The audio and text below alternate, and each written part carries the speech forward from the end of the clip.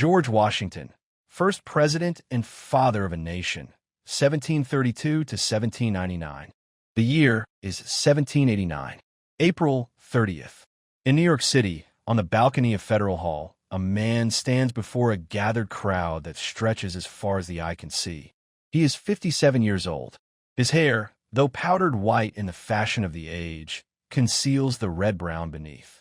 He stands 6 feet 2 inches tall, towering for his era, with broad shoulders that speak of years spent surveying wilderness and commanding armies. His hands, large and scarred from decades of physical labor and warfare, rest upon a Bible.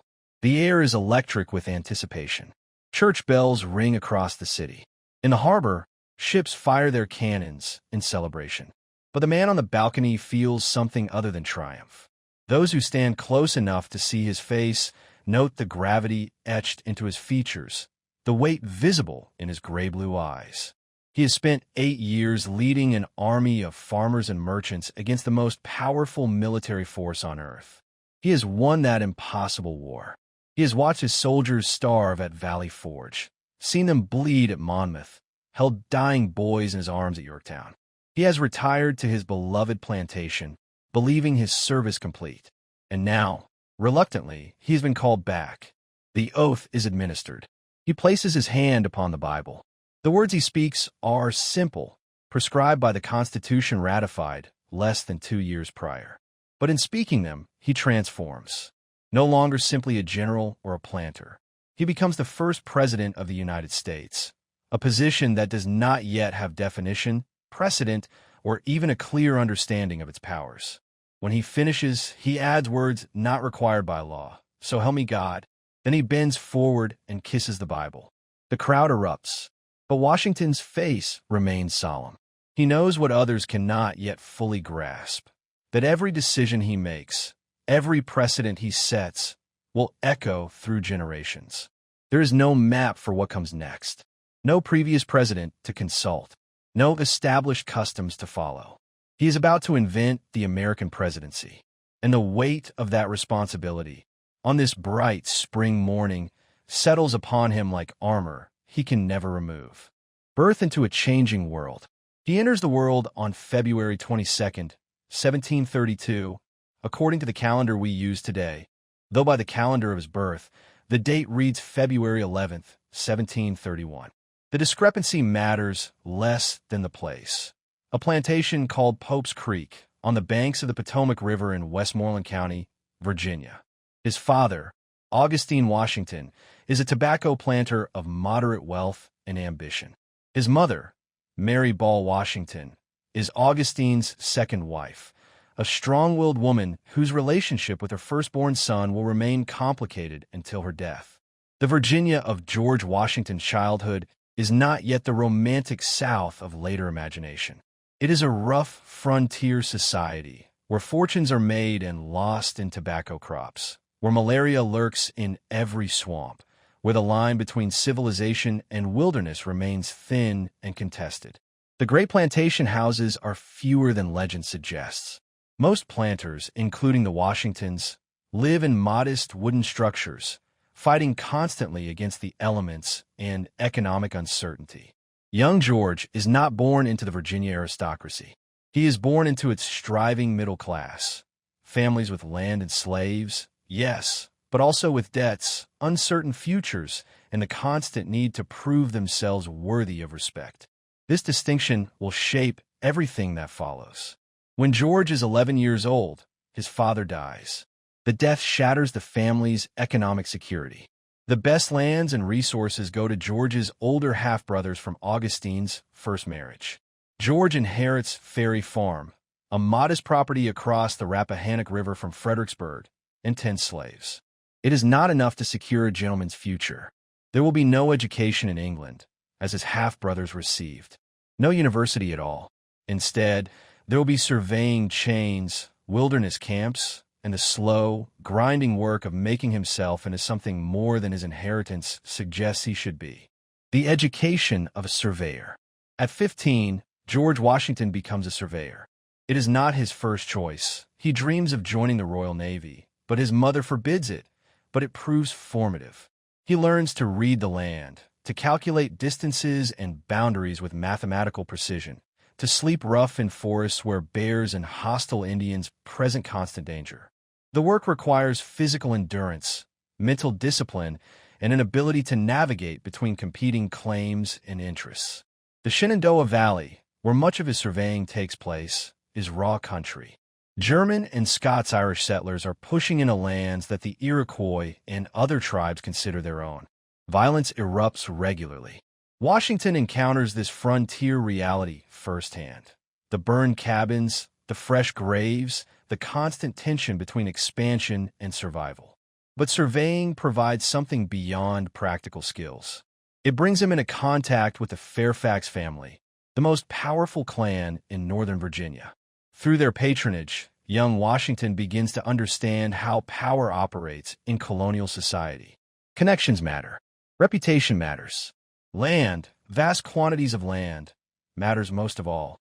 He begins acquiring property wherever he can, understanding that land is the foundation of wealth and status in this tobacco-dependent economy. By his late teens, Washington stands over 6 feet tall, weighs nearly 200 pounds, and possesses a physical strength that becomes legendary. Stories circulate about his ability to throw stones across the Rappahannock, to break horses, to endure hardships that would break other men. But it is not merely his physique that draws attention. It is his bearing. Despite his youth and limited formal education, he carries himself with a dignity that suggests future importance. He is learning to project authority before he truly possesses it, a skill that will serve him throughout his life. Trial by wilderness. In October 1753, Washington receives an assignment that will change his trajectory. Robert Dinwiddie, Virginia's lieutenant governor, needs someone to deliver an ultimatum to the French forces building forts in the Ohio country. The mission requires traveling hundreds of miles through winter wilderness into contested territory where English authority means little. Most sensible men would decline. Washington, at 21, accepts immediately. The journey nearly kills him. He encounters hostile French officers who smile politely while making clear they have no intention of withdrawing. He survives an Indian guide's attempt to assassinate him at close range. He falls from a raft into the ice-choked Allegheny River and barely makes it to shore before hypothermia sets in. When he finally returns to Williamsburg after 11 weeks, half frozen and exhausted, he has gained something valuable, a reputation for courage and reliability. That reputation leads directly to military command. In 1754, Virginia sends Washington back to the Ohio country with a small military force. He is 22 years old and has never commanded troops in battle. What follows is a disaster. At a place called Jumonville Glen, his forces kill a French diplomatic party in circumstances that remain disputed to this day. The French call it murder. Washington calls it a military engagement. The truth likely falls somewhere between. Weeks later, at Fort Necessity, French forces and their Indian allies surround Washington's position. After a day-long battle fought in driving rain, with his men exhausted and his ammunition depleted, Washington surrenders. He signs a document written in French, a language he does not fully understand, that contains a confession to assassinating the French officer at Jumonville Glen. When he realizes what he has signed, it is too late. The document will be used as propaganda to justify French military actions throughout the conflict that follows. He returns to Virginia in disgrace. But here, something remarkable happens. Rather than ending his career, the defeats somehow enhance his reputation. He has shown courage under fire. He has led men in combat. He has survived where others might have crumbled. And, importantly, he has learned from his mistakes. The crucible of war. The French and Indian War expands into a global conflict. Washington rejoins the military as an aide to General Edward Braddock, the British commander sent to drive the French from the Ohio country. In July 1755, near Fort Duquesne, Braddock's force marches into an ambush. French and Indian fighters, hidden in the forest, tear the British column apart. Braddock is mortally wounded. Officers fall like wheat before a scythe. Washington, though sick with dysentery, rallies the surviving troops, organizing a fighting retreat that prevents total annihilation. 2 horses are shot from under him, for musket balls pierce his coat, but he remains untouched by enemy fire. The experience reinforces a belief that will stay with him throughout his life, that Providence watches over him, preserving him for some larger purpose. For the next 3 years, he commands the Virginia Regiment, defending the colony's frontier against Indian raids. The work is brutal and often thankless. He learns to manage soldiers, to maintain discipline, to make impossible decisions about which settlements can be defended and which must be abandoned. He learns that war is not glory but grinding, patient, often futile effort against enemies who refuse to fight by European rules. By 1758, at 26, Washington has had enough. He resigns his commission, having grown frustrated with British attitudes toward colonial officers and exhausted by years of frontier service. He returns to civilian life, intent on building his fortune and establishing a family. He marries Martha Dandridge Custis, a wealthy widow, on January 6, 1759. The marriage brings him both companionship and considerable property, including slaves and valuable lands. He settles into life at Mount Vernon, the plantation on the Potomac that he has inherited from his half-brother Lawrence. For the next 15 years, he focuses on making Mount Vernon profitable. He experiments with crops, tries to reduce dependence on tobacco. He expands his land holdings.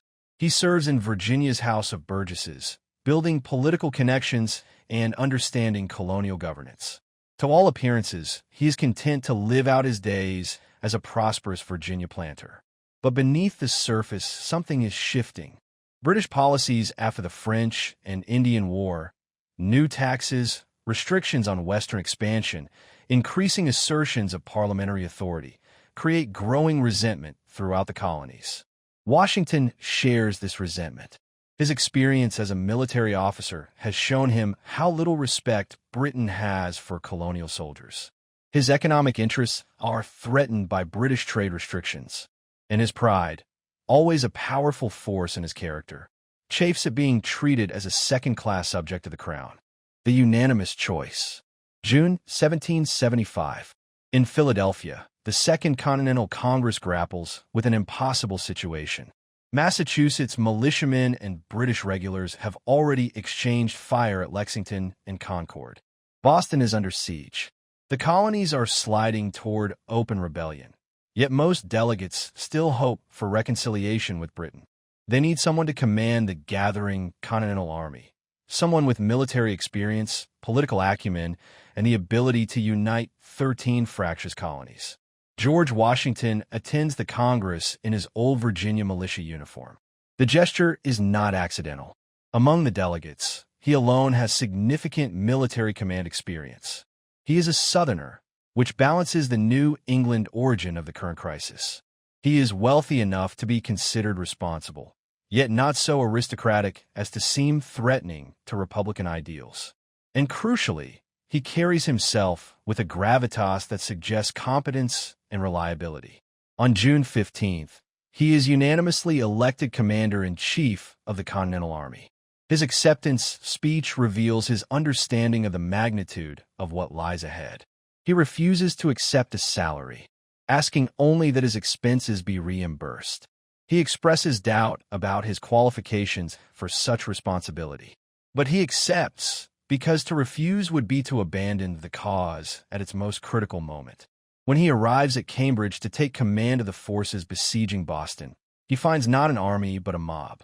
Approximately 16,000 men, mostly New England farmers and tradesmen, sit in camps surrounding the city.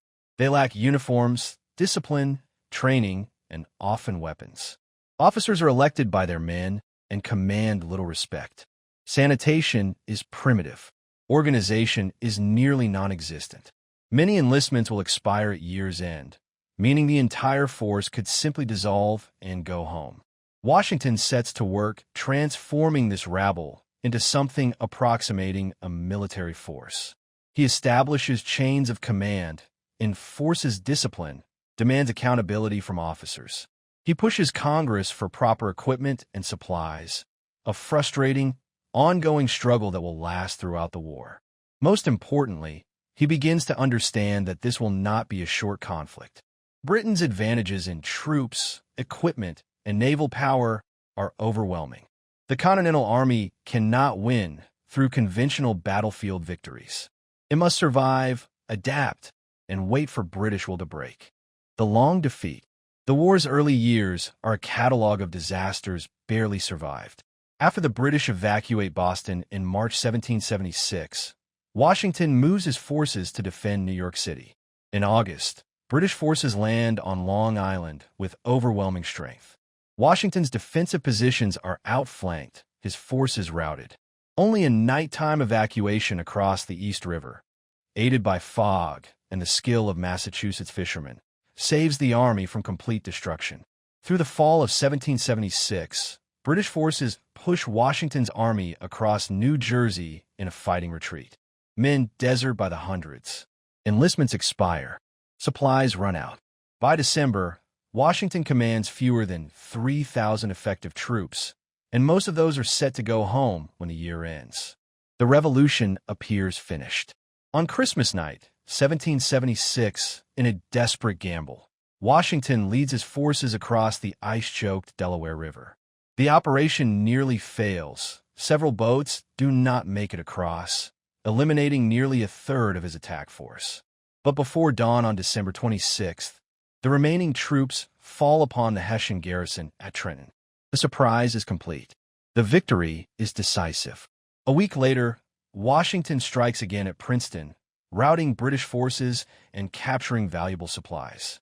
These are small victories in military terms, mere tactical successes against minor positions. But psychologically, they are transformative. They prove the Continental Army can win. They revitalize recruitment. They convince the French that American resistance might actually succeed. And they establish Washington's reputation as a commander who will not quit, who will find ways to strike back even from the edge of defeat. The grinding years. The winter at Valley Forge, 1777 to 1778, becomes emblematic of the Army's suffering. 20 miles from Philadelphia, where British forces occupy the capital in comfort, Washington's army huddles in log huts through months of bitter cold. Food is scarce. Clothing is inadequate. Disease ravages the camps. Men's feet freeze in the snow, not from marching, but from simply standing guard. The phrase, "no army, no country," appears repeatedly in Washington's correspondence during these months. He knows that if this force dissolves, American independence dissolves with it. But Valley Forge also marks a turning point. Baron von Steuben, a Prussian officer, arrives and begins drilling the troops in European military tactics. The army that emerges from Valley Forge is more disciplined, better trained, more capable of standing in formation against British regulars. And in June 1778, news arrives that France has formally allied with the United States. The war is no longer just a colonial rebellion. It has become a global conflict that threatens British interest from India to the Caribbean. The next 3 years test Washington's patience more than his courage. Major battles are rare. The British shift their focus to the southern colonies. Washington's army, stationed primarily in New York and New Jersey, can do little to affect events in Georgia and the Carolinas.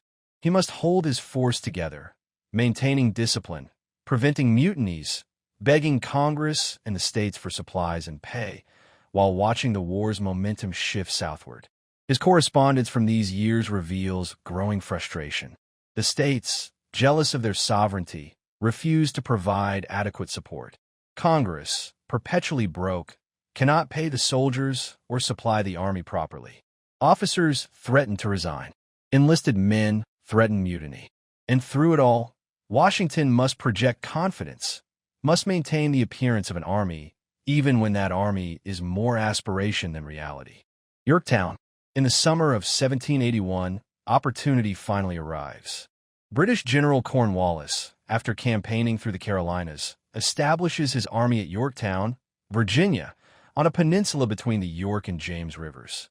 He expects the Royal Navy to maintain his supply lines and provide evacuation if necessary. Washington, coordinating with French General Rochambeau and French Admiral de Grasse, sees a chance to trap him. The logistics are staggering. Washington must move his army and French forces 400 miles south from New York without alerting British commanders. French naval forces must arrive at exactly the right moment to control Chesapeake Bay. Supply trains must be organized. Siege equipment must be transported. Any breakdown in coordination will give Cornwallis time to escape or receive reinforcement. By late September, the trap closes. French ships defeat a British relief fleet, controlling the Chesapeake. Allied forces, approximately 17,000 strong, surround Cornwallis's 8,000 defenders. Siege trenches are dug, artillery positioned. Washington himself fires the first American cannon. For 3 weeks, bombardment reduces British positions systematically. On October 19, 1781, Cornwallis surrenders. The moment of triumph is surprisingly subdued. Washington accepts the surrender with formal courtesy. There is relief, certainly, and satisfaction, but no wild celebration. He understands that the war is not officially over. British forces still occupy New York and Charleston. Negotiations for peace will take years. But effectively, this is the decisive victory. Britons will to continue fighting a land war in America has been broken. Independence is no longer a dream, but an inevitability. The Cincinnatus moment. December 23, 1783. In the Maryland State House at Annapolis, George Washington appears before Congress to resign his commission as commander-in-chief. The war has been over for months. The British have evacuated. American independence is secured. But this moment carries weight beyond the mere formality of a military resignation. Throughout history, victorious generals have used armies to seize political power. Caesar crossed the Rubicon. Cromwell dissolved Parliament. The pattern is well established. Military success breeds political ambition, and armed forces ensure that ambition succeeds. Many expect Washington to follow this path. Some even want him to. After the war, disgruntled officers, angry over unpaid wages, hint at military coup. They suggest Washington should become king. The letters arrive at his headquarters, carefully worded, testing his response. Washington's rejection is absolute. In March 1783, at Newburgh, New York, he confronts officers considering rebellion against Congress. His speech is carefully prepared. He appeals to their patriotism, their honor, their sense of history. Then, as he begins reading a letter from a congressman, he pauses. He reaches into his pocket and withdraws spectacles. "Gentlemen," he says, "you will permit me to put on my spectacles, for I have not only grown gray, but almost blind in the service of my country." It is a simple human moment. Many officers are moved to tears. The crisis passes. Now, in Annapolis, he completes the act. He reads a brief statement, thanks Congress for its support, and formally surrenders his commission. Then he leaves, traveling immediately to Mount Vernon. He arrives home on Christmas Eve. He has been away, with brief interruptions, for 8.5 years. He is 51 years old. He intends to retire. The impact of this resignation reverberates across the Atlantic world. King George III, when told that Washington intends to return to his farm rather than seize power, reportedly says, if he does that, he will be the greatest man in the world. The act establishes a precedent that will define American civil-military relations. The military is subordinate to civilian authority, and personal power must be voluntarily surrendered when duty is complete. The troubled peace. But retirement brings no peace. From Mount Vernon, Washington watches the new nation struggle. The Articles of Confederation, the framework governing the United States, proves woefully inadequate. Congress cannot raise taxes or regulate trade. States print their own currencies, erect trade barriers against each other, refuse to honor debts. In Massachusetts, armed farmers, many of them Revolutionary War veterans, rise in rebellion against state tax collectors. Shays' rebellion is suppressed, but the underlying problems remain. Washington's correspondence from these years reveals deep concern. He fought for 8 years to create an independent nation. Now, that nation appears to be dissolving from internal weakness. Foreign powers, Britain, Spain, even former ally France, watch with predatory interest, ready to exploit American divisions. Something must change, or the revolution's achievements will be lost. In May 1787, delegates from 12 states gather in Philadelphia, ostensibly to revise the Articles of Confederation. Washington attends as Virginia's delegate and is immediately elected president of the convention. His presence lends the proceedings legitimacy. His silence during debates, he rarely speaks, preferring to preside rather than participate, allows other delegates to argue the details while he maintains the dignity of the assembly. What emerges from the convention is not a revision of the Articles, but an entirely new framework, the Constitution of the United States. It creates a strong central government with powers to tax, regulate commerce, and enforce laws. It balances state and federal authority through a complex system of checks and balances. And it creates an executive office, the presidency, with powers both broad and deliberately vague. Everyone understands that George Washington will be the first president. The office is designed with him in mind. Delegates trust that he will establish proper precedents, will use power responsibly, will step down when his service is complete. Without that trust, without Washington, the Constitution might never have been ratified. Several state conventions approved the document by narrow margins, and many delegates cite Washington's expected leadership as reason for their support. The weight of precedent.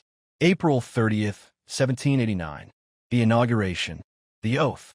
The transformation from private citizen to president. But when the ceremony ends, when the crowds disperse, when Washington enters the presidential residence in New York City, he confronts a daunting reality. He must now define what the presidency actually means. The Constitution provides outline, not detail. How should the president address Congress? How formal should the office be? Should there be elaborate ceremony, like European courts or Republican simplicity? How should the president interact with citizens? With foreign ambassadors? With his own cabinet? Every decision sets a precedent. Every action will be studied and either replicated or rejected by future presidents. Washington approaches these questions with characteristic caution. He seeks advice, consults widely, moves deliberately. He settles on a middle path between monarchical formality and democratic casualness. He will hold formal receptions, but avoid excessive ceremony. He will be addressed as Mr. President, rather than more grandiose titles some suggest. He will maintain dignity without aristocratic pretension. He assembles a cabinet of exceptional talent and dangerous egos. Thomas Jefferson becomes Secretary of State. Alexander Hamilton, his former aide-de-camp, becomes Secretary of the Treasury. Henry Knox, who served as artillery chief during the Revolution, becomes Secretary of War. Edmund Randolph becomes Attorney General. It is a team designed to represent different regions and different political philosophies. Washington believes he can manage their disagreements, using their collective wisdom to chart the best course forward. He is, in this assumption, both right and catastrophically wrong. Building the nation's foundations. Hamilton moves quickly and boldly. As Treasury Secretary, he proposes that the federal government assume all state debts from the Revolutionary War. This is controversial. States that have already paid their debts resent being taxed to pay others' obligations.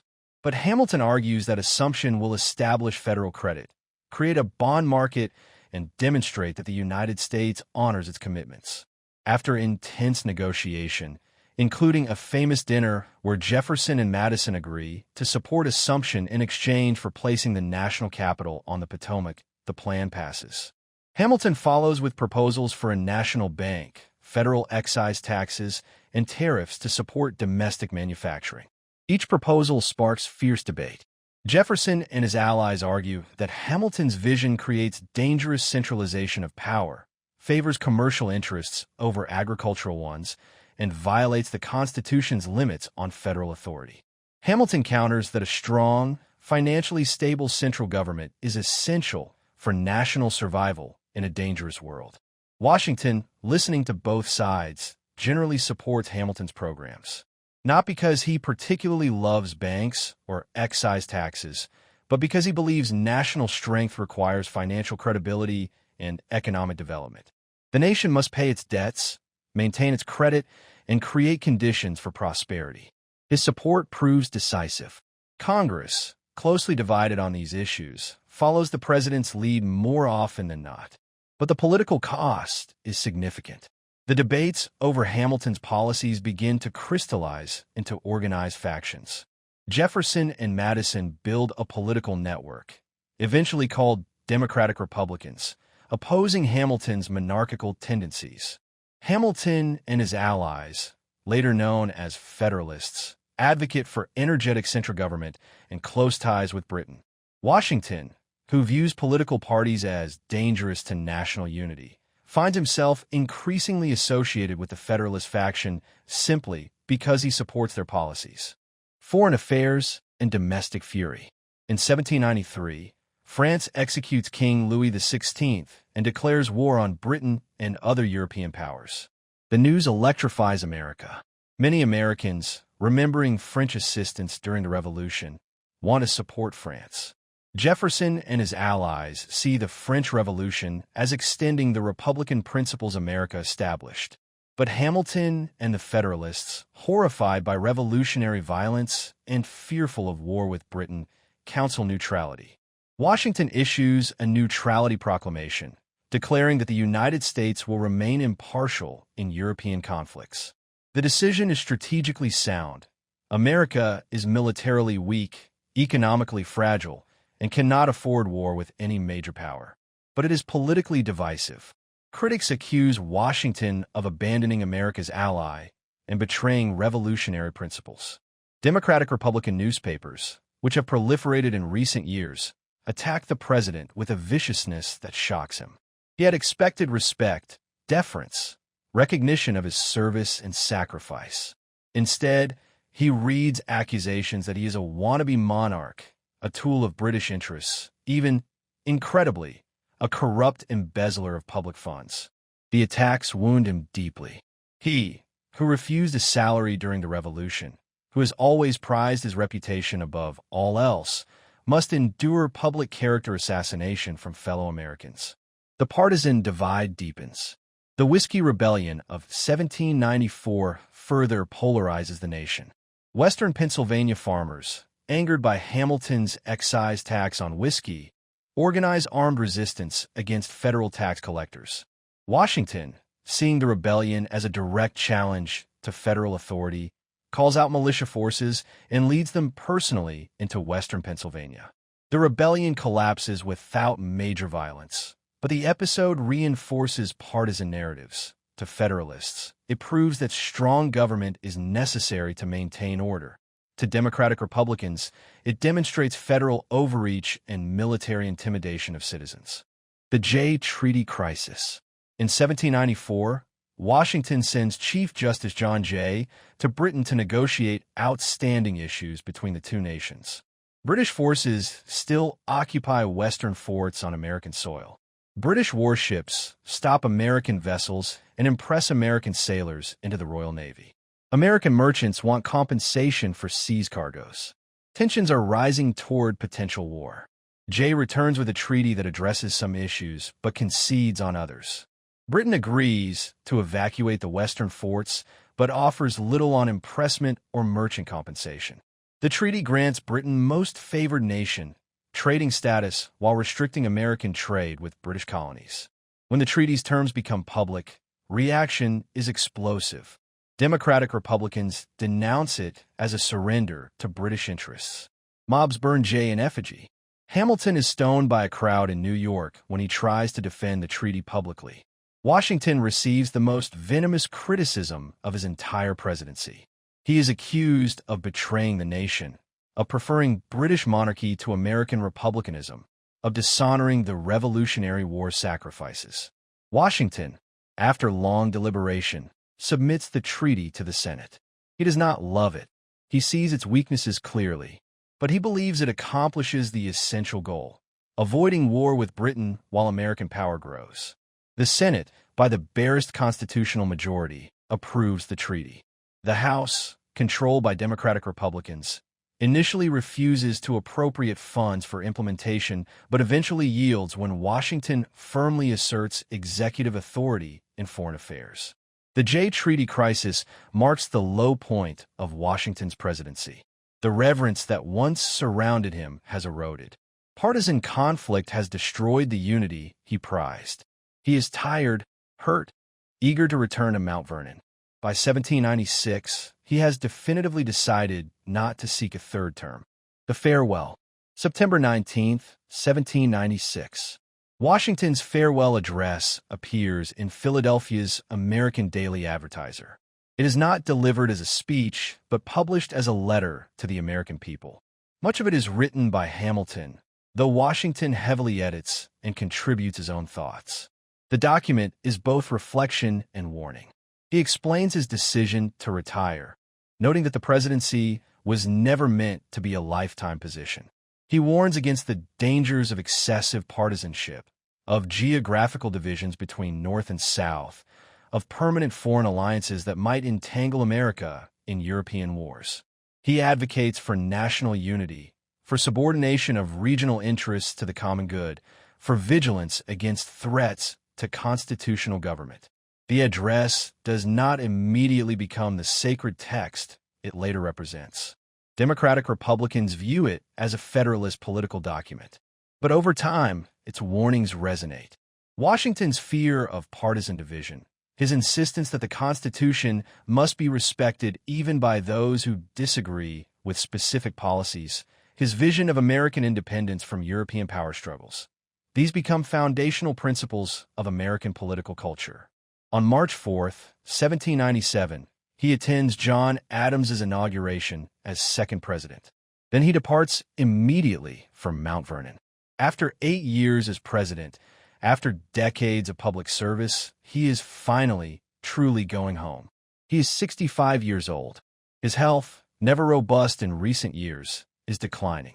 He has perhaps 3 years left, but he has accomplished what seemed impossible.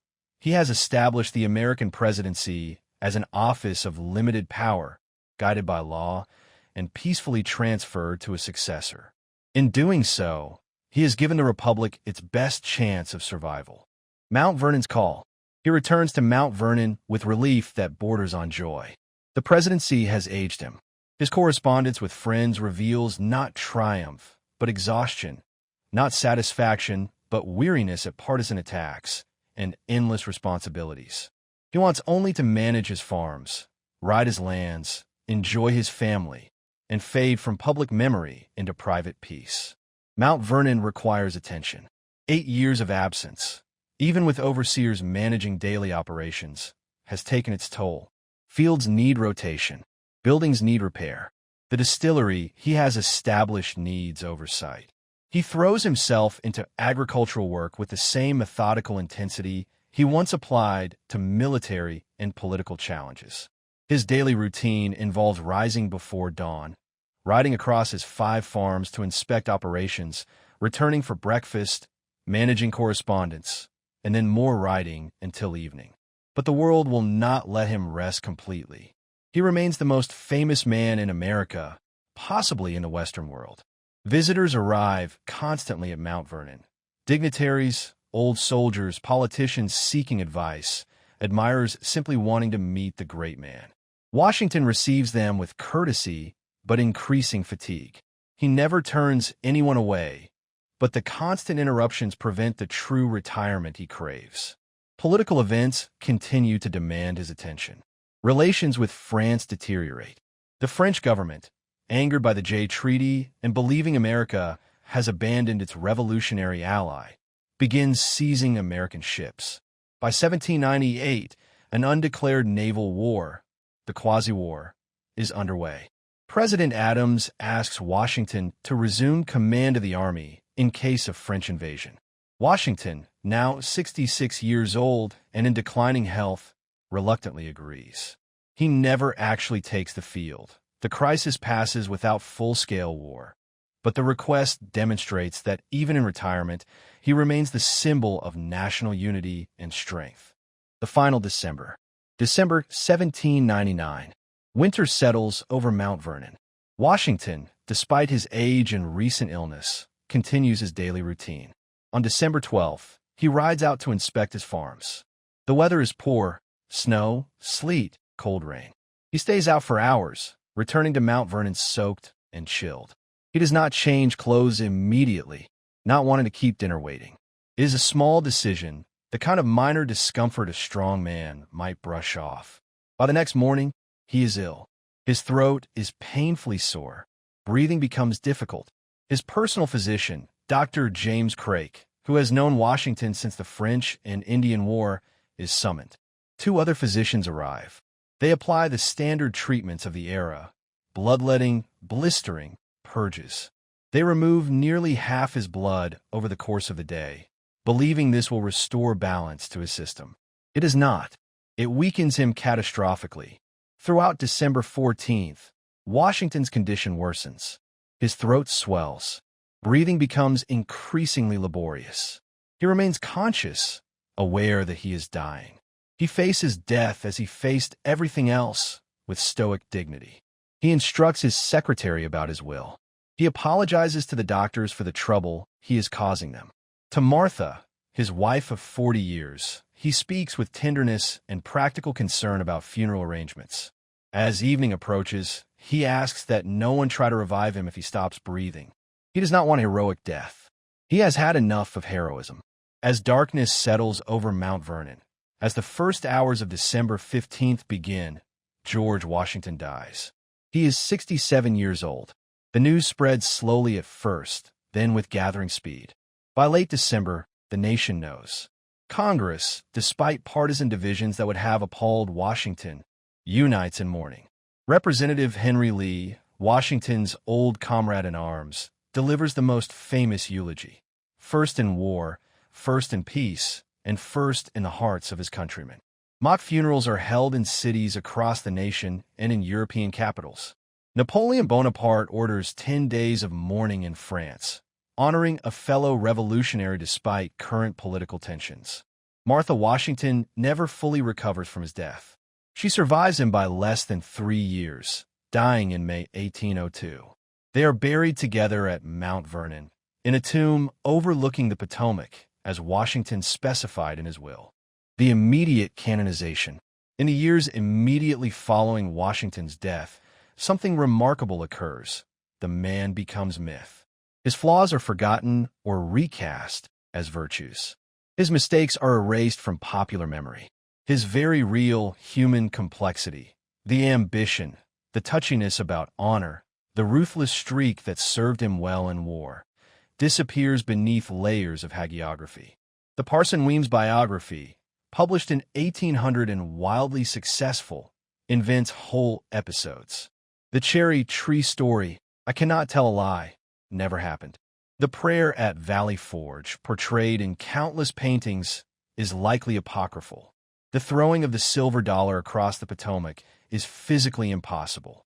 But truth matters less than what the nation needs Washington to represent. Perfect virtue, absolute honesty, selfless service. This mythologizing served a purpose. The United States, in the early 1800s, is fragile. Partisan divisions remain fierce. The Constitution's survival is not guaranteed. The peaceful transfer of power from Adams to Jefferson in 1801, the first such transfer between opposing parties in modern history, succeeds partly because both sides claim Washington's legacy. He becomes the common ground, the shared father figure, the proof that American republicanism can work. As decades pass, as the generation that knew Washington personally dies off, the myth solidifies further. He becomes the founding father, the indispensable man, the figure without whom American independence and constitutional government would have failed. Historians debate this characterization, arguing that historical forces, not individual men, drive events. But the popular imagination rejects such analysis. Americans want to believe that one man's character can change history. Washington provides that belief. The complicated inheritance. But Washington's legacy contains contradictions that become increasingly difficult to ignore. He is celebrated as a champion of liberty who owned enslaved human beings. He is praised for establishing peaceful democratic traditions while suppressing domestic dissent with military force. He is honored for voluntarily relinquishing power while establishing precedents of executive authority that future presidents expand far beyond his practice. The slavery question particularly troubles his legacy. At his death, Washington owned 123 enslaved people outright and controlled another 153 who belonged to the Custis estate. His will frees his own slaves upon Martha's death, making him the only major founder to provide for general emancipation. But this act, progressive for its time, cannot erase decades of participating in and profiting from slavery. Modern assessments struggle with this duality. The man who fought for American liberty never extended that principle to people he held in bondage. His attitudes toward Native Americans also complicate his legacy. As president, Washington pursued a policy of cultural assimilation and, when that failed, military subjugation. The 1790s see devastating campaigns against native tribes in the Ohio country. Washington approves these operations, believing Western expansion essential to American prosperity and security. From native perspectives, Washington is not a founding father, but a founding enemy, the architect of policies that lead to displacement and cultural destruction. His precedence as president proved double-edged. His assertion of executive authority in foreign affairs, his use of military force to suppress domestic resistance, his creation of a cabinet system. These precedents enable effective governance. But they also enable future presidents to expand executive power in ways Washington might not have approved. The imperial presidency of later centuries traces some of its lineage to precedents Washington established, however cautiously. The Eternal Father. Despite these complications, or perhaps because of them, Washington remains central to American identity. His image appears on currency, monuments, countless schools and towns, and geographic features. The nation's capital bears his name. His birthday becomes a federal holiday. Every president invokes his example, claiming to follow his principles even while pursuing policies Washington might not recognize. Different eras emphasize different aspects of his legacy. In the 19th century, he is primarily the military hero who won independence. In the early 20th century, emphasis shifts to his role as constitutional founder and president. In recent decades, focus turns toward his complexity, the flawed human being who nevertheless rose to meet extraordinary challenges. Scholars debate his true significance endlessly. Was he a great man who shaped history, or merely a competent leader whom historical forces elevated? Did his character determine events, or did events reveal character that would have remained unremarkable in ordinary times? These questions have no definitive answers, but they miss something essential about Washington's achievement. He understood, better than most of his contemporaries, that character is performative, that what matters is not just what you are, but what you appear to be and how that appearance shapes others' behavior. He constructed himself deliberately, projecting qualities, dignity, steadiness, incorruptibility, that inspired trust even when his actual capabilities were limited. He understood that symbols matter, that precedents matter, that the appearance of unity and stability can create actual unity and stability. This might seem like mere theatricality, but it was much more. Washington's gift was recognizing that the American Republic was fragile, that it survived only as long as key actors believed in it and acted accordingly. So he performed the role of the incorruptible leader, and in performing it, made it real. His voluntary surrender of power was not natural or inevitable.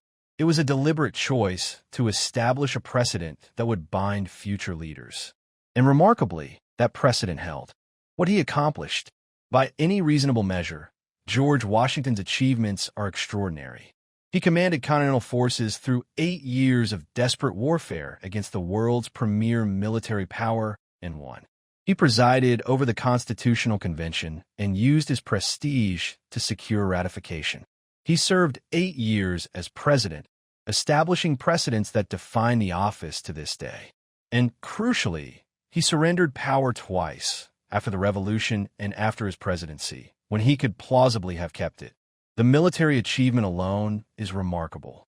Washington was not a brilliant tactical commander. He lost more battles than he won. His mistakes, particularly in the New York campaign, could have ended the Revolution in 1776. But he possessed strategic vision and unbreakable persistence. He understood that the Continental Army's survival was more important than battlefield victories, that British will could be broken through endurance and strategic patience. His ability to hold together a starving, unpaid, poorly equipped army for 8 years demonstrates leadership of the highest order. His political achievements matter even more. The Constitution might have been written without him, but it almost certainly would not have been ratified. Multiple state conventions approved by narrow margins, with delegates explicitly citing trust in Washington's expected leadership. His presidency, though often frustrating and ending in partisan acrimony, established essential precedents: cabinet government, federal financial authority, judicial independence, civilian control of the military, and most importantly, the peaceful transfer of power to an elected successor. The voluntary surrender of power cannot be overstated. In the 18th century, this was extraordinary behavior. Successful generals became kings, emperors, dictators. They did not return to farming.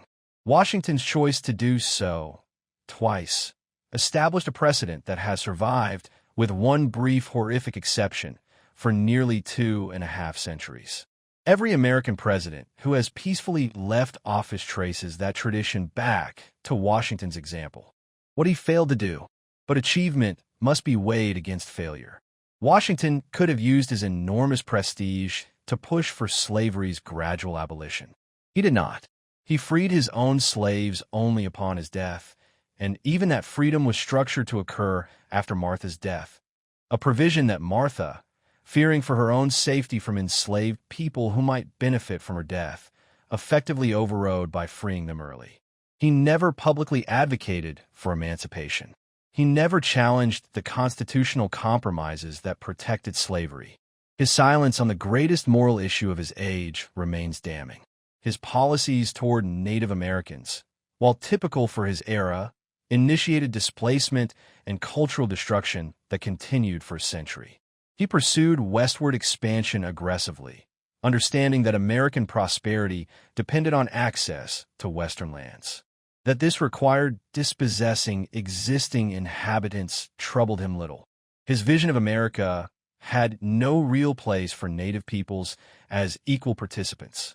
At best, he hoped for their assimilation. At worst, he authorized military campaigns that destroyed Native communities and cultures. He could not prevent the rise of political parties, despite viewing them as dangerous to Republican government. His farewell address warnings about partisanship proved futile. The partisan divisions of his presidency intensified under his successors, leading eventually to the Civil War. The conflict that exposed the fundamental contradictions in the American founding that Washington had helped construct but never resolved. He built much of his personal wealth through land speculation in territory taken from Native peoples and through the labor of enslaved human beings. His Mount Vernon plantation, so carefully managed and beloved by him, was built on unrecompensed suffering. His financial security, which gave him the independence to refuse presidential salary and maintain political independence, rested on foundations of injustice. The paradox of character. Washington's character contains puzzling contradictions. He was genuinely humble about his abilities. His private correspondence reveals constant self-doubt, yet extremely sensitive about his reputation and quick to perceive slights to his honor. He was personally generous to friends and subordinates, yet could be coldly ruthless toward enemies or those who failed him. He claimed a long for private life, yet repeatedly accepted public office. He presented himself as above political faction while generally supporting Federalist policies and appointments. He was not particularly intellectual. Unlike Jefferson, Madison, or Hamilton, he was not a political philosopher. He read less, wrote more plainly, thought more practically. His education was limited, his formal knowledge of history and political theory fragmentary. Yet he possessed practical wisdom that more learned men often lacked. He understood how organizations work, how to delegate authority, how to maintain discipline without destroying initiative, how to project authority that inspires confidence. He was not particularly charismatic. He gave few memorable speeches. He rarely displayed strong emotion in public. He maintained formality that could seem cold or distant. Yet people followed him through disasters that would have destroyed other leaders. His officers remained loyal despite years of unpaid service. His soldiers endured incredible hardships without mutiny. Political opponents, while attacking his policies, rarely attacked his integrity. Something in his bearing commanded respect and trust even from those who disagreed with him. Perhaps the key to this paradox lies in his self-awareness. Washington understood his limitations. He knew he was not the most brilliant man in any room. So he compensated through preparation, consultation, and careful consideration. He made himself appear more capable than he perhaps was through study, dignity, and emotional control. And remarkably, the performance became real. By consistently acting like a man of perfect integrity and sound judgment, he developed those qualities. The question of indispensability. Historians debate whether Washington was truly indispensable. Could someone else have commanded the Continental Army to victory? Could the Constitution have been ratified without him? Could the presidency have been successfully established by another first president? These counterfactual questions have no certain answers, but they matter for understanding Washington's true significance. The military question seems answerable. Probably not. Other commanders, perhaps Nathaniel Greene or Henry Knox, might have managed competently, but would they have maintained political support through the darkest years? Would Congress and the states have continued funding an army led by anyone else? Would British will have broken as completely facing a different commander? Washington's prestige was crucial to maintaining American will to continue fighting. Someone else might have won individual battles, but the 8-year campaign required Washington's unique combination of strategic vision, political skill, and symbolic importance. The constitutional question is more complex. The convention would have occurred without Washington. The problems with the Articles of Confederation were too severe to ignore. But ratification, particularly in key states like Virginia and New York, might have failed without trust in Washington's expected leadership. The Constitution created a powerful executive office that many feared could become tyrannical. Only confidence that Washington would not abuse presidential power made that risk acceptable. Someone else, as first president, might have established different, potentially destructive precedents. But even if we grant Washington's indispensability for the Revolution and Constitution, does that make him a great man or merely a fortunate one? Was he elevated by circumstances, or did he rise to meet them through force of character? The answer is probably both. He was not born great. His early military career showed competence, but also serious mistakes. His education and intellect were unremarkable. But when extraordinary circumstances demanded extraordinary leadership, he developed the capacity to provide it. The greatness was real, but it was constructed, built through discipline, study, and conscious self-fashioning, rather than innate. The lesson of limits. Perhaps Washington's most important legacy is about the limits of power. He could have been king. The army would have followed him. Many citizens would have supported it. Yet he refused, not because he lacked ambition. He clearly possessed it, but because he understood that creating a sustainable republic required leaders to subordinate personal ambition to institutional stability. This lesson resonates beyond his specific historical moment. Every society faces the question, how do you prevent leaders from becoming tyrants? Constitutional checks and balances help. Democratic accountability helps. But ultimately, the republic survives only if leaders choose to respect its norms even when violating them would be personally advantageous. Washington chose respect. That choice, repeated by most of his successors, has sustained American democracy far longer than most 18th century observers expected possible. But the lesson has a darker side. Washington's voluntary limits applied primarily to formal political power. He was quite comfortable with economic power derived from slavery and land speculation. He saw no contradiction between republican virtue in politics and aristocratic privilege in economics. This limited understanding of equality, political without economic, has shaped American development profoundly. The United States achieved political democracy while maintaining economic hierarchies that undermine democratic ideals. Washington's legacy includes both the democratic achievement and its limitations. Measuring the man. 2 centuries after his death, how should we measure George Washington? Not as the marble statue, the impossibly virtuous founder of patriotic myth. That Washington never existed. The real man was flawed, limited, complicit in great injustices. He owned enslaved people. He dispossessed native peoples. He built his fortune on systems of exploitation. No amount of political achievement erases these moral failures. Yet neither should we dismiss his accomplishments through retrospective moral judgment. Washington operated within the constraints and assumptions of his time. He was in many ways better than most of his contemporaries. He eventually freed his slaves. He attempted to negotiate fairly with some native tribes. He genuinely believed in republican government. These actions, insufficient by modern standards, represented real choices against the norms of his society. The tension between these perspectives, Washington as moral failure by modern standards, Washington as relatively progressive by 18th century standards, cannot be resolved. We must hold both truths simultaneously. He was a man of his time who participated in great wrongs. He was also a leader who made crucial choices that enabled democratic governance to survive and spread. Both statements are true. Both matter. What remains remarkable is not Washington's perfection. He was far from perfect, but his consciousness of his historical role. He understood that his actions would establish precedents for generations. This consciousness shaped his behavior. He chose, repeatedly, to prioritize institutional stability over personal power. That choice was not inevitable. It was deliberate, and it mattered. The unfinished legacy. Washington's legacy remains unfinished. The nation he helped create still grapples with contradictions he never resolved.